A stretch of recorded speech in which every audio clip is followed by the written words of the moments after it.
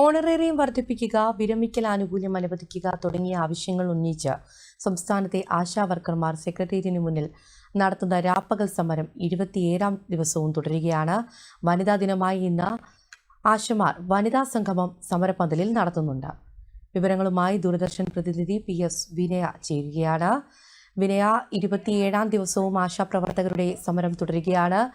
ഇന്ന് വനിതാ ദിനമായ ഇന്നും അവർ അവകാശങ്ങൾക്കായി തെരുവിൽ തന്നെയാണ്. എന്തൊക്കെയാണ് ഏറ്റവും പുതിയ വിവരങ്ങൾ?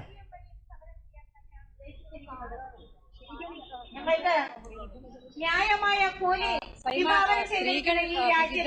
മേഖലകളിൽ നേടിയെടുത്ത നേട്ടങ്ങളെല്ലാം തന്നെ ആഘോഷിക്കപ്പെടുന്നു. അതോടൊപ്പം തന്നെ അവരുടെ അവകാശ പോരാട്ടം ഓർമ്മിപ്പിക്കപ്പെടുന്ന ഒരു അവസരമായിട്ടാണ് വനിതാ ദിനം ലോകമെമ്പാടും ആഘോഷിക്കുന്നത്. ആ സമയത്ത് ഈ 27ാം ദിനം ആശാ വർക്കർമാർ സമരത്തിലാണ് 27ാം ദിവസം അവരുടെ ആവശ്യങ്ങൾ, അതായത് ഓണറേറിയം 21,000 പ്രഖ്യാപിക്കണം തുടങ്ങിയ ആവശ്യങ്ങളിൽ യാതൊരു തരത്തിലുള്ള തീരുമാനവും ഇതുവരെ സംസ്ഥാന സർക്കാരിന്റെ ഭാഗത്തുനിന്നും ഉണ്ടായിട്ടില്ല. അതുകൊണ്ടാണ് അവർ സമരത്തിൽ തുടരുന്നത്.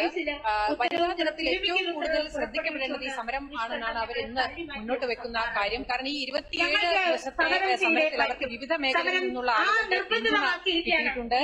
നിരവധി സാംസ്കാരിക രംഗത്തുള്ള, അതോടൊപ്പം തന്നെ പല മേഖലകളിലുള്ളവർ പിന്തുണയെ ഇവിടെ എത്തിയിരുന്നു. അവരുടെ എല്ലാം തന്നെ ഒരു വലിയ സംഗമമാണ് ഇന്ന് വനിതാ ദിനത്തോടനുബന്ധിച്ച് അവരിവിടെ ഇന്ന് സംഘടിപ്പിക്കുന്നത്. നമുക്ക് ഈ ദൃശ്യങ്ങളിൽ തന്നെ കാണാം, വലിയ രീതിയിലുള്ള ഒരു ആൾക്കൂട്ടം.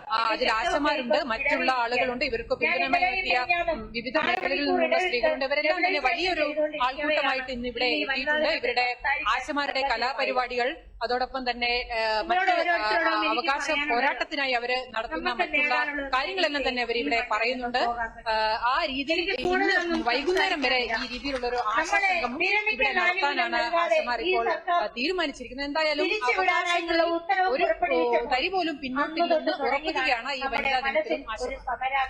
ശരി വിനയ, ആശാപ്രവർത്തകരുടെ സെക്രട്ടേറിയറ്റിന് മുന്നിലെ സമരം 27ാം ദിവസവും തുടരുകയാണ്. വനിതാ ദിനമായി ഇന്ന് ആശമാരുടെ മഹാസമ്മേളനവും നടക്കുന്നുണ്ട്. വിവരങ്ങൾ നൽകിയത് PS വിനയായിരുന്നു.